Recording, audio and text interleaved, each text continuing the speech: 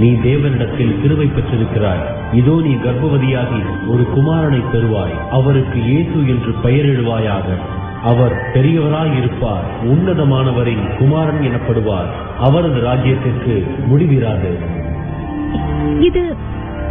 இது எப்படி நடக்கும்? நான் புருஷனை அறியேனே. பரிசுத்த ஆவி உன்மேல் வரும்.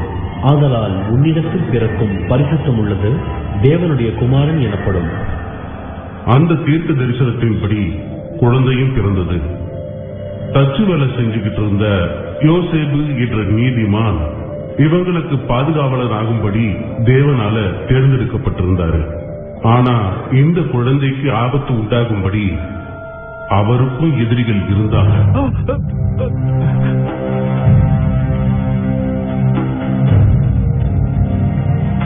மரியா, எழுந்துரு, நாம கிளம்பியாகணும்.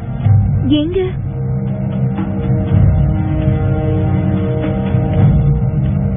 என்னாச்சு? என்ன பண்ணிட்டு இருக்கீங்க? ஆபத்து, குழந்தைக்கு ஆபத்து.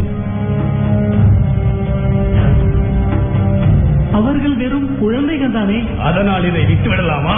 இஸ்ரேலுடைய அரசன் நான் தான், யூதர்களின் அரசனும் நான் தான். என்னுடைய ராஜ்யத்தை நான் யாரிடமும் பகிர்ந்து கொள்ள மாட்டேன். இது வெறும் தீர்க்க தரிசனம் தான். ஒருவேளை இது பொய்யாகவும் இருக்கலாம். அது என்ன சொல்கிறது?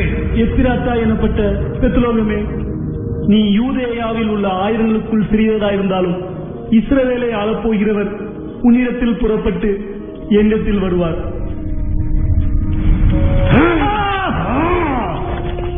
அதோ வான சாஸ்திரிகள் சொன்ன யூதர்களின் அரசரின் பிறப்பை குறிக்கும் நட்சத்திரம் பெத்லகேமின் மீது பிரகாசிப்பதை பார்.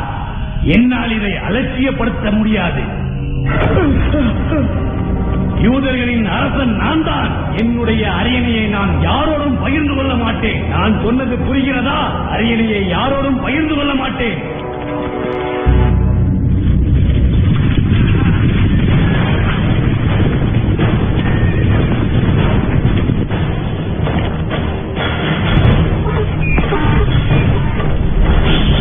செல்லமே, என் செல்ல இயேசுவே, சீக்கிரம்.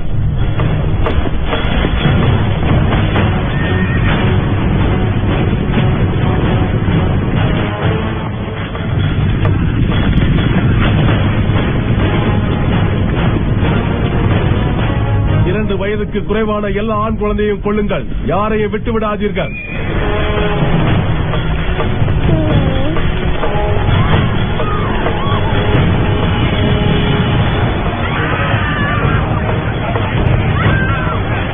குழந்தையை கொடு.